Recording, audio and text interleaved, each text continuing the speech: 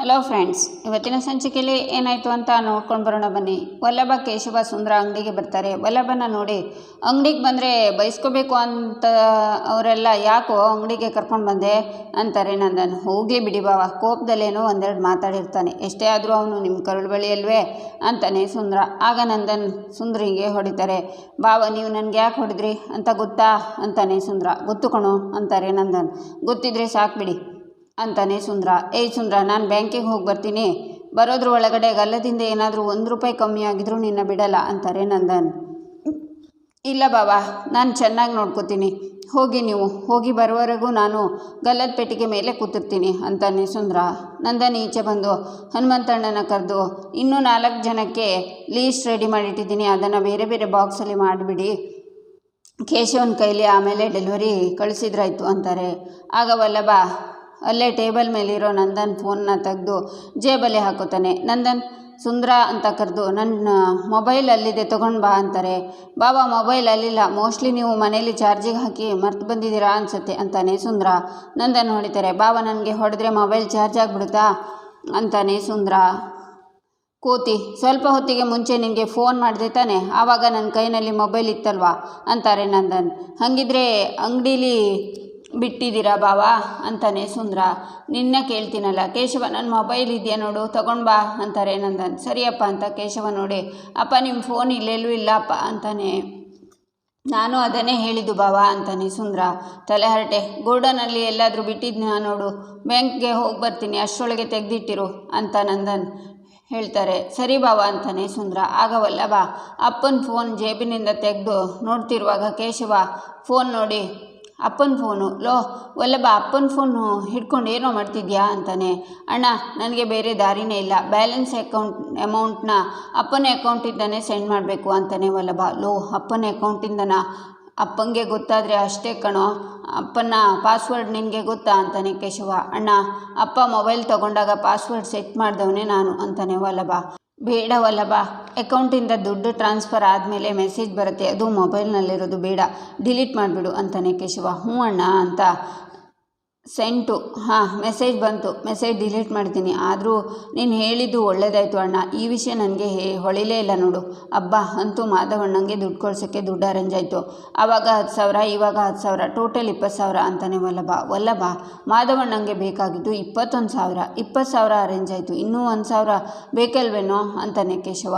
ಹೋ ಶೆಟ್, ಇದು ಇರು 1,000 ಅಪ್ಪನ ಅಕೌಂಟಿಂದನೇ ಕಳಿಸ್ತೀನಿ ಅಂತಾನೆ ವಲ್ಲಭ.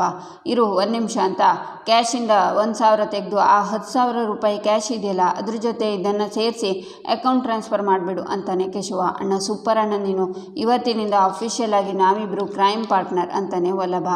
ಆಗ ಸುಂದರ ಅಳೇಂದ್ರ ಅಂತ ಬರ್ತಾನೆ. ವಲ್ಲಭ ಫೋನ್ ಹಿಂದೆ ಇಟ್ಕೋತಾನೆ. ಏಯ್ ಬಾವಂಗೆ ಮಾತು ಕೊಟ್ಬಿಟ್ಟೆ ಕಣ್ರೋ, ಗಲ್ಲದ ಪೆಟ್ಟಿಗೆ ನಾನು ನೋಡ್ಕೋತೀನಿ ಅಂತ, ಇಲ್ಲ ಅಂದರೆ ಮಾಧವಂಗೆ ಗಲ್ಲದ ಪೆಟ್ಟಿಗೆಯಿಂದ ದುಡ್ಡು ತೆಗೆದುಕೊಟ್ಬಿಡ್ತಿದ್ದೆ, ಆದರೆ ನಿಮಗೆ ಆ ಮೊಬೈಲ್ ಸಿಕ್ಕಿಟ್ಟಿದ್ರೆ ಬಾ, ನನ್ನ ಹತ್ರ ಒಂದು ಐಡಿಯಾ ಇದೆ ಅಂತಾನೆ ಸುಂದರ. ಏನು ಬಾವ ಅಂತಾನೆ ಮಾವ ಅಂತಾನೆ ಕೇಶವ.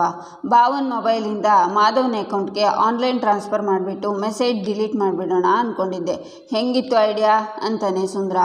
ಸೂಪರ್ ಐಡಿಯಾ ಮಾವ, ಆದರೂ ಆನ್ಲೈನ್ ಟ್ರಾನ್ಸ್ಫರ್ ಮಾಡೋದಕ್ಕೆ ಪಾಸ್ವರ್ಡ್ ಬೇಕಲ್ವಾ, ಪಾಸ್ವರ್ಡ್ ಗೊತ್ತಾ ನಿನಗೆ ಅಂತಾನೆ ಕೇಶವ. ಪಾಸ್ವರ್ಡ್ ಏನು ಅಂತಾನೆ ಸುಂದರ. 2458 ಅಂತಾನೆ ವಲ್ಲಭಂಗೆ ಗೊತ್ತಲ್ವಾ, ಈಗಲೇ ಮಾಡಿಬಿಡೋಣ, ಚೆನ್ನಾಗಿರುತ್ತೆ, ಮೊಬೈಲ್ ಇಲ್ಲೇ ಎಲ್ಲೋ ಉದುರಿಸ್ಕೊಂಡು ಹೋಗಿರ್ತಾರೆ, ಹುಡ್ಕೊಂಡು ಬನ್ನಿ ಅಂತಾನೆ ಸುಂದರ. ಏನು ಗೊತ್ತು ಮಾವ, ನಿನಗೊಂದು ಸತ್ಯ ಹೇಳ್ತೀನಿ, ನಿಮ್ಮ ಕರುಳು ಬಳಿನ ಗಟ್ಟಿ ಮಾಡ್ಕೊ ಅಂತಾನೆ ಕೇಶವ. ಹುಟ್ಟಿದಾಗಿಂದ ಗಟ್ಟಿಯಾಗೇ ಇದೆ, ಏನು ಅಂತ ಹೇಳು ಅಂತಾನೆ ಸುಂದರ. ಕೇಳಿಸ್ಕೊ, ನೀನು ಕೊಟ್ಟ ಐಡಿಯಾನ ನಾವು ಆಗಲೇ ಮಾಡಾಯಿತು ಅಂತಾನೆ ಕೇಶವ. ಏನರೋ ಹೇಳ್ತಿದ್ದೀರಾ ಅಂತಾನೆ ಸುಂದರ. ಇನ್ಮೇಲಿಂದ ನಮ್ಮ ಹೀರೋ ನೀನೇನೆ, ಪ್ಲ್ಯಾನ್ಗೆ ವಾಸ್ತು ನೀನೇನೆ, ಬಾರು ಅಂತ ವಲ್ಲಭ ಕೇಶವನ್ನ ಕರ್ಕೊಂಡು ಹೋಗ್ತಾನೆ. ಲೇ, ನೀವು ಸಾಮಾನ್ಯ ಅಳಿಂದ್ರು ಅಲ್ಲ ಕಣ್ರು, ಅಸಾಧ್ಯ ಅಳಿಂದ್ರು, ಇವರಿಬ್ಬರು ಸೇರಿ ಭಾವನ ಹತ್ರ ನನ್ನ ತಗ್ಲಾಕ್ತಾರಲ್ಲ, ಕಟಕಟ ನೀನೇ ಕಾಪಾಡಪ್ಪ, ಏನು ಮಾಡಲಿ ಇವಾಗ ಅಂತಾನೆ ಸುಂದರ. ಈಚೆ ಮಾಧವ ಪ್ರಿಯ ಹೊರಗಡೆ ನಿಂತಿರ್ತಾರೆ. ಆಗ ಹೋಟೆಲ್ ರಿಸೆಪ್ಷನಿಸ್ಟ್ ಬಂದು, sir you don't mind an suggestion, sir ನೀವು ಬಂದು ಬ್ಯಾಲೆನ್ಸ್ ಅಮೌಂಟ್ ಪೇ ಮಾಡಿ ಚೆಕ್ ಇನ್ ಆಗಿಲ್ಲ ಅಂದರೆ ನೀವು ಇಲ್ಲಿ ಹೀಗೆ ನಿಂತ್ಕೊಳ್ಳೋ ಹಾಗಿಲ್ಲ, ನಮ್ಮ ಹೋಟೆಲ್ ಸುತ್ತಮುತ್ತ CCTV ಕ್ಯಾಮೆರಾ ಇದೆ, ಮ್ಯಾನೇಜ್ಮೆಂಟ್ ಓನರ್ ನೋಡಿದರೆ ನಮಗೆ ಪ್ರಾಬ್ಲಮ್ ಸರ್, ಅದಕ್ಕೆ ಚೆಕ್ ಇನ್ ಆಗಿ, ಇಲ್ಲ ಅಂತಂದರೆ ನೀವು ಇಲ್ಲಿಂದ ಹೊರಟ್ಬಿಡಿ ಅಂತ ಅವರು ಹೋಟೆಲ್ ಒಳಗಡೆ ಹೋಗ್ತಾರೆ. ಪ್ರಿಯಾ ಅಳ್ತಾಳೆ. ಪ್ರಿಯಾ ಅಳಬೇಡ ಪ್ರಿಯಾ ಅಂತಾನೆ ಮಾಧವ. ಇನ್ನೇನ್ರಿ ಮಾಡೋದು, ಇವ್ರು ನೋಡಿದರೆ ಈ ಥರ ಮಾತಾಡ್ತಿದ್ದಾರೆ, ನೀವು ನಿಮ್ಮ ತಮ್ಮಂದಿರು ಏನೋ ಮಾಡ್ತಾರೆ ಅಂತ ಹೇಳ್ತಿದ್ದೀರಾ, ಅಲ್ಲಿಂದ ಒಂದು ಸುದ್ದಿನೂ ಇಲ್ವಲ್ರಿ. ನನಗೆ ಇವತ್ತು ಒಂದು ವಿಷಯ ಅರ್ಥ ಆಯಿತು ರೀ, ನಮ್ಮ ಕಷ್ಟಕ್ಕೆ ಯಾರೂ ಆಗಲ್ಲ ಅಂತ ರೀ. ಬನ್ನಿರಿ ವಾಪಸ್ ದೊಡ್ಡಬಳ್ಳಾಪುರಕ್ಕೆ ಹೋಗಿಬಿಡೋಣ, ನಮಗೆ ಬೆಂಗಳೂರು ಈ ಹೋಟೆಲು ಹನಿಮೂನು ಏನೂ ಬೇಡ ರೀ, ಬನ್ನಿ ಹೋಗೋಣ ಬನ್ನಿ ಅಂತ ಪ್ರಿಯಾ ಹೇಳುವಾಗ ವಲ್ಲಭ ಮಾಧವಂಗೆ ಕಾಲ್ ಮಾಡ್ತಾನೆ. ಹೇಳು ಚಿಕ್ಕು ಅಂತಾನೆ ಮಾಧವ. ಅಣ್ಣ ಮೆಸೇಜ್ ಬಂತಾ ಅಂತಾನೆ ವಲ್ಲಭ. ಏನು ಮೆಸೇಜು ಅಂತಾನೆ ವಲ್ಲಭ. ಅಯ್ಯೋ ಅಣ್ಣ ನಿನಗೆ ಆನ್ಲೈನಲ್ಲಿ ದುಡ್ಡು ಹಾಕಿದ್ದೀನಿ ಚೆಕ್ ಮಾಡು ಅಂತಾನೆ ವಲ್ಲಭ. ಚಿಕ್ಕು 21,000 ಕ್ರೆಡಿಟ್ ಆಗಿದೆ ಕಣೋ. ಅಲ್ಲ ಇಷ್ಟೊಂದು ದುಡ್ಡನ್ನು ಹೇಗೋ ಅರೇಂಜ್ ಮಾಡಿದೆ ಅಂತಾನೆ ಮಾಧವ. ನಾನು ಹೇಗೋ ಮಾಡಿದೆ, ನೀನು ಅದ್ರ ಬಗ್ಗೆ ತಲೆ ಕೆಡಿಸ್ಕೋಬೇಡ. ಫಸ್ಟ್ ನೀನು ಅದಕ್ಕೆ ಕರ್ಕೊಂಡು ರೂಮ್ ಚೆಕ್ಕಿನ್ ಆಗು, ಇನ್ನು ಅತ್ತಿಗೆ ಆಚೆ ನಿಂತಿರೋದು ಬೇಡ, ಕರ್ಕೊಂಡು ಹೋಗೋಣ ಬೇಗ ಅಂತ ಕಾಲ್ ಕಟ್ ಮಾಡ್ತಾನೆ ವಲ್ಲಭ. ನೋಡಿದ್ರ ಪ್ರಿಯಾ, ನಮ್ಮ ಕಷ್ಟಕ್ಕೆ ಯಾರೂ ಆಗಬರಲ್ಲ ಅಂತಿದ್ಯಲ್ಲ, ನನ್ನ ತಮ್ಮಂದಿರು ನನಗೋಸ್ಕರ 21,000 ನನ್ನ ಅಕೌಂಟ್ಗೆ ಹಾಕಿದ್ದಾರೆ. ಇದು ಪ್ರಿಯಾ ನನ್ನ ತಮ್ಮಂದಿರು ಅಂದರೆ ಅಂತಾನೆ ಮಾಧವ. ರೀ ಈಗೇನು ಮಾಡೋದು, ಇಲ್ಲಿ ಉಳ್ಕೊಳ್ಳೋಣವಾ ಅಥವಾ ವಾಪಸ್ ಹೋಗೋಣವಾ? ಪಾಪ ನಿಮ್ಮ ತಮ್ಮಂದಿರು ಕಷ್ಟಪಟ್ಟು ದುಡ್ಡು ಕೂಡಿಸಿ ಕಳಿಸಿದ್ದಾರೆ, ಈಗ ನಾವು ವಾಪಸ್ ಹೋದರೆ ಅವರಿಗೆ ಬೇಜಾರಾಗುತ್ತಲ್ವಾ, ಏನ್ರಿ ಮಾಡೋದು ಅಂತಾಳೆ ಪ್ರಿಯಾ.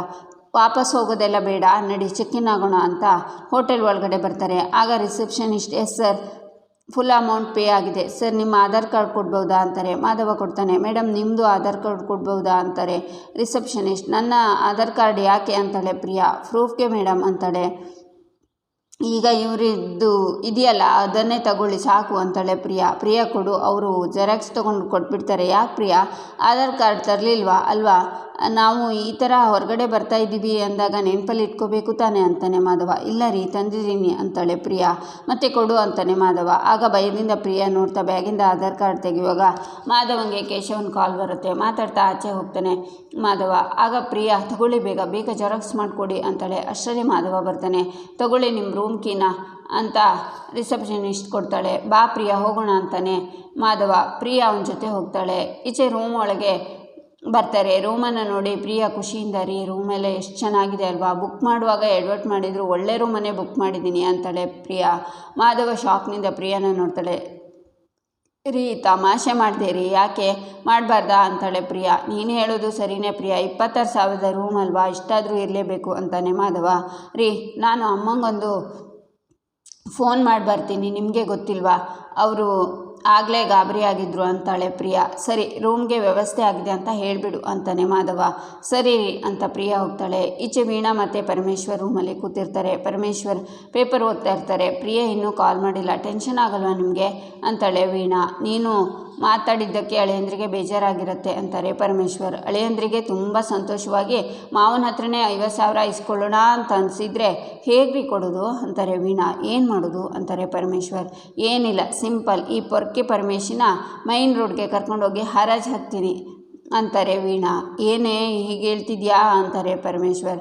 ಆಗ ಪ್ರಿಯಾ ಕಾಲ್ ಬರುತ್ತೆ. ಹಲೋ ಅಂತಾರೆ ವೀಣಾ. ಅಮ್ಮ ಏನೋ ಒಂದು ವ್ಯವಸ್ಥೆಯಾಗಿ ರೂಮಿಗೆ ದುಡ್ಡು ಕಟ್ಟಿದ್ವಿ ಅಮ್ಮ, ಈಗ ರೂಮಲ್ಲಿದ್ದೀವಿ ಅಂತಾಳೆ ಪ್ರಿಯಾ. ಅಬ್ಬಾ ಅಲ್ವೇ, ಇಷ್ಟಕ್ಕೆ ಅಷ್ಟೊಂದು ಟೆನ್ಷನ್ ಕೊಟ್ಬಿಟ್ಟಿಯಲ್ಲೇ ಮಿಜಿ, ನನಗೆ ರಾತ್ರಿನೇ ಗೊತ್ತಿತ್ತು ಕಣೆ ಆ ಥರ ಹೋಗಿ ಈ ಥರ ಏನಾದರೂ ಆಗುತ್ತೆ ಅಂತ ಅಂತಾರೆ ವೀಣಾ. ಹೂನಮ್ಮ ಅಂತಾಳೆ ಪ್ರಿಯಾ. ಆದರೂ ನಿನ್ನ ಗಂಡ ದೊಡ್ಡ ಪೆದ್ದ ಕಣೆ ಅಂತಾರೆ ವೀಣಾ. ನೋಡಮ್ಮ ನಮ್ಮ ಯಜಮಾನ್ರ ಬಗ್ಗೆ ಈ ಥರ ಎಲ್ಲ ಹೇಳಬೇಡ ನೀನು, ನನಗೆ ಸಿಟ್ಟು ಬರುತ್ತೆ ಅಂತಾಳೆ ಪ್ರಿಯಾ. ಮತ್ತಿನ್ನೇನೆ ಹನಿಮೂನು ಅಂತ ಬೇರೆ ಊರಿಗೆ ಹೋಗುವಾಗ ಕೈಯಲ್ಲಿ ಒಂದು 10-20 ಇಟ್ಕೊಂಡು ಹೋಗಬೇಕು ತಾನೆ, ಅವರ ಅಪ್ಪ ಕೊಟ್ಟ ಅಂತ 5,000 ಇಸ್ಕೊಂಡು ಹೋದರೆ ಸಮಸ್ಯೆ ಆಗೋದಿಲ್ವಾ ಅಲ್ವೇ ಪ್ರಿಯಾ? ನನಗೆ ಒಂದು ವಿಷಯ ಅರ್ಥ ಆಗ್ತಿಲ್ಲ, ನಿನ್ನ ಗಂಡ ಕೆಲಸಕ್ಕೆ ಹೋಗ್ತಾ ತಾನೆ, ಅವ್ರ ಹತ್ರ ಹೇಗೆ ದುಡ್ಡಿರಲ್ಲ ಅಂತಾರೆ ವೀಣಾ. ದುಡ್ಡಿತ್ತಮ್ಮ, ಸಾಲ ತೀರ್ಸೋಕ್ಕೋಸ್ಕರ ಅವ್ರ ಆಫೀಸಲ್ಲಿ 1 ಲಕ್ಷ ದುಡ್ಡು ಇಸ್ಕೊಂಡ್ರಲ್ವಾ, ಈಗ ಅದಕ್ಕೆ ಅಂತ ದುಡ್ಡು ಕಟ್ಟಾಗಿ ಅವರಿಗೆ 25,000 ಮಾತ್ರ ಸಿಗ್ತಿದೆ ಅಷ್ಟೇ, ಅದು ಬಿಟ್ಟರೆ ನನ್ನ ಗಂಡ ಏನು ಪೆದ್ದ ಅಲ್ಲ ಅಂತಾಳೆ ಪ್ರಿಯಾ. ಸರಿ ನೀನು ನಿನ್ನ ಗಂಡನ ವಹಿಸ್ಕೊಂಡು ಬರಬೇಡ, ಅಳಿಯಂದ್ರು ರೋಡಲ್ಲಿ ಹೋಗುವವರಿಗೆ ಸಹಾಯ ಮಾಡಿಲ್ಲ, ಹೆಣ್ಣು ಕೊಟ್ಟ ಅತ್ತೆ ಮಾವಂಗೆ ಸಹಾಯ ಮಾಡಿರೋದು ಕಣೆ. ದೊಡ್ಡವರು ಹೇಳಿಲ್ವಾ, ಹೆಣ್ಣು ಕೊಟ್ಟ ಅತ್ತೆ ಮಾವನು ಹಣ್ಣು ಕೊಟ್ಟು ದೇವರು ಒಂದೇ ಅಂತ ಅಂತಾರೆ ವೀಣಾ. ಹಣ್ಣಲ್ಲ ಕಣೆ, ಕಣ್ಣು ಅಂತಾರೆ ಪರಮೇಶ್ವರ್. ನನಗೆ ಕರೆಕ್ಷನ್ ಹೇಳ್ತೀರಾ, ಹೆಣ್ಣು ಕಣ್ಣು ಎಲ್ಲ ಒಂದೇ, ಸುಮ್ಮನಿರಿ. ಹೋಗಲಿ ಬಿಡು, ಇವಾಗ ದುಡ್ಡಿನ ವ್ಯವಸ್ಥೆ ಆಯಿತು ತಾನೇ, ನೀವು ಒಬ್ರಿಗೊಬ್ರು ಆರಾಮಾಗಿ ಕಾಲ ಕಳೀರಿ ಅಂತಾರೆ ವೀಣಾ. ಆಯ್ತಾಯ್ತು ಅಂತಾಳೆ ಪ್ರಿಯಾ. ಹುಷಾರಾಗಿ ಇರು, ಪೆದ್ದಾಗಿ ಆಡಬೇಡ ಅಂತಾರೆ ವೀಣಾ. ಸರಿ ಅಮ್ಮ ಅಂತ ಕಾಲ್ ಕಟ್ ಮಾಡ್ತಾಳೆ ಪ್ರಿಯಾ. ಪಾಪ ನನ್ನ ಗಂಡ, ಮೊದಲೇ ಹೋಗಿ ಸಾರಿ ಕೇಳ್ತೀನಿ ಅಂತ ಪ್ರಿಯಾ ರೂಮ್ಗೆ ಬರ್ತಾಳೆ.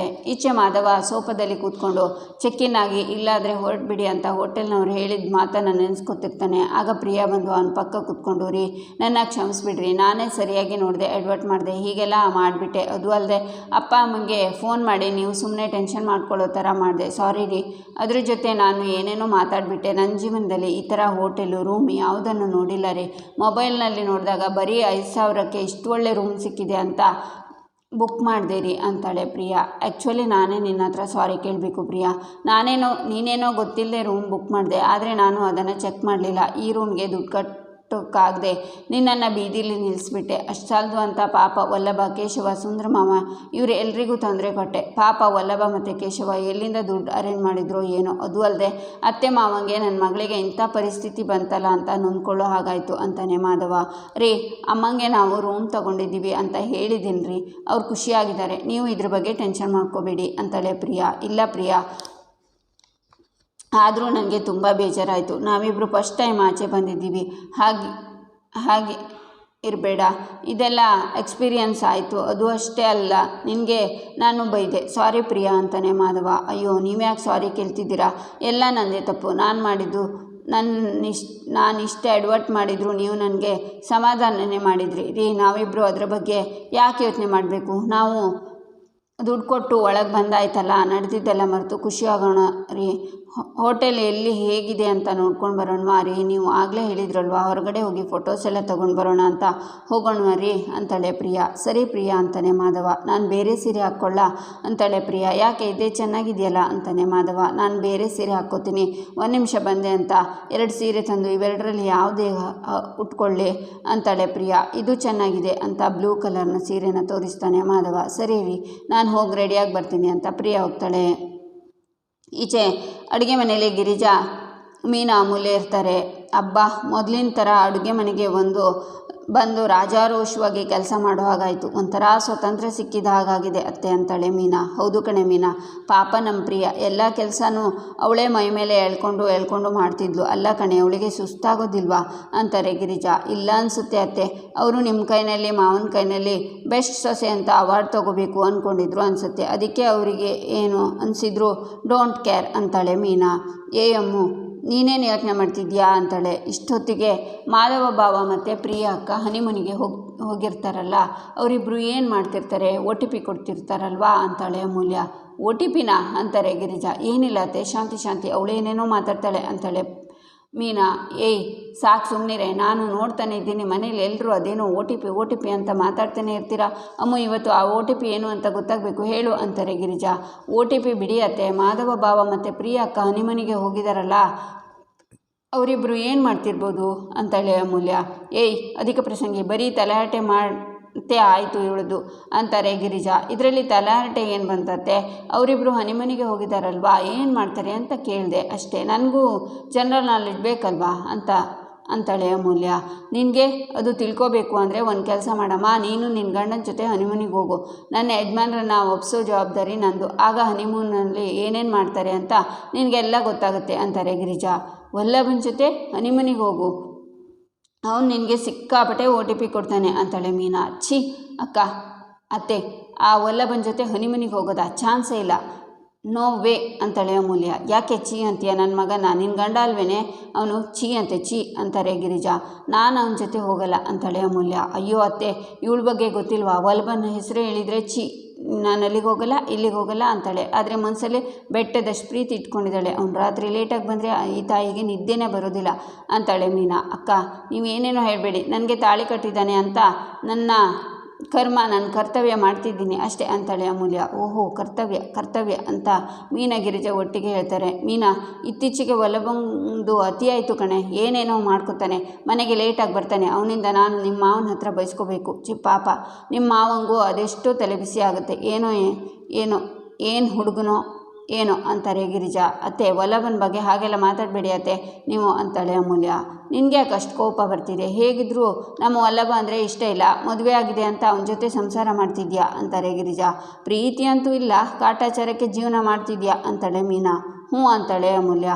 ವಲ್ಲಭ ಅಂದರೆ ನಿನಗೆ ತುಂಬ ಇಷ್ಟ ಅಂತಾರೆ ಗಿರಿಜಾ. ಹ್ಞೂ ಅಂತಾಳೆ ಅಮೂಲ್ಯ. ಅಮ್ಮ ಒಪ್ಕೊಂಡ್ಲು ಅಂತ ಮೀನಾ ಗಿರಿಜಾ ಕ್ಲಾಪ್ಸ್ ಮಾಡ್ತಾರೆ.